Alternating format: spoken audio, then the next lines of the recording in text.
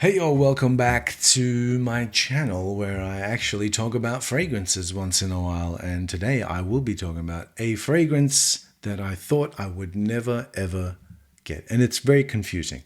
I bought something out of boredom. I was walking around in an unknown area.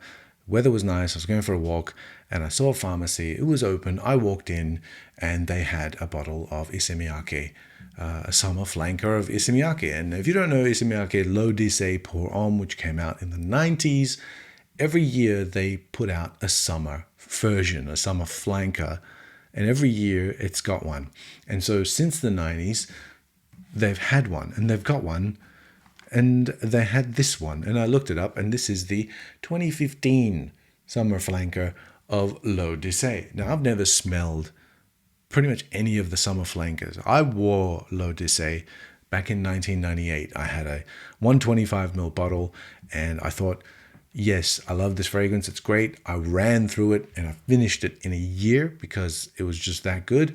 I do remember it being absolute beast mode, and it would hurt my nose when I wore it because it was too strong for the first half hour anyway. Not that I oversprayed back then either, because I bought a bottle of it recently, maybe at the start of this year, which I've almost finished because it's just not that strong anymore, and it's just not that.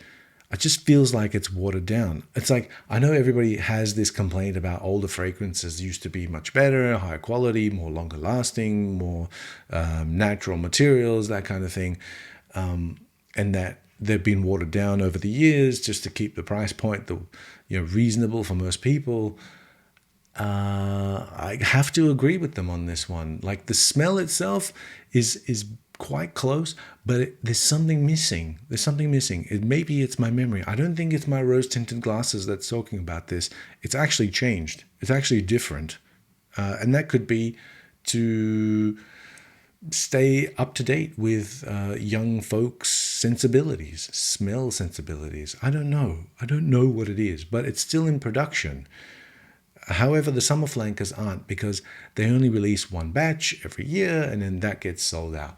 And so this one had decent ratings, so I thought, yeah, I'll pick this up. But then as I was walking back to my car with this, I thought, why is there a summer flanker of what is essentially a summer fragrance? L'Eau d'Issey Pour Homme, the original, with the yuzu, which introduced us to this yuzu note. All right, so very refreshing, very cool, right? And it's a very summery fragrance, okay? Why is there a summer flanker to a summer fragrance? Shouldn't there be a winter flanker to a summer fragrance? I know there's deeper, darker versions of it, but they came way, way, way, way later. Remember, L'Eau d'Issey was released in 1994. And these summer flankers have been around for a while. And those heavier sort of Middle Eastern takes on L'Eau d'Issey, they came around much, much later in the piece. Anyway, this is the 2015 version. Let's open it up. Let's see what this is like. Okay. Box, 125 milli. Ooh. Get out. That's the bottle. Very, very beachy. I like that.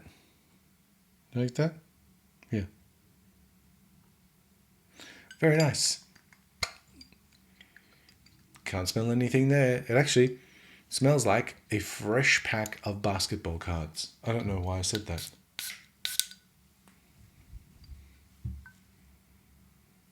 It smells like L'Eau d'Issey. It smells like L'Eau d'Issey. It does not smell all that different to L'Eau d'Issey. Actually smells very similar. It smells so similar that I am wondering what the difference is between this one and that one. First of all, why would you release a summer flanker?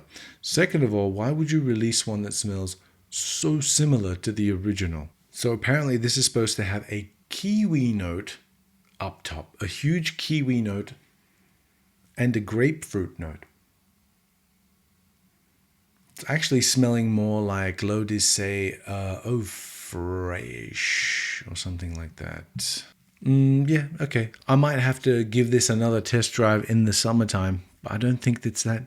I don't think it's that different. There's no point hunting this down. But if you do see one of these and it's like super cheap, like what I saw in that pharmacy, it was like one bottle that they had that was real, and then the rest of them were all like these fake, dubiously fake bottles.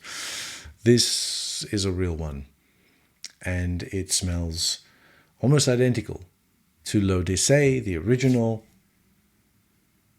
Maybe it's got a little bit of kiwi and grapefruit up the top. I can't really tell. Maybe when we get to like the mids or something like that, to see when l'eau de say heads in the floral direction, where this will go.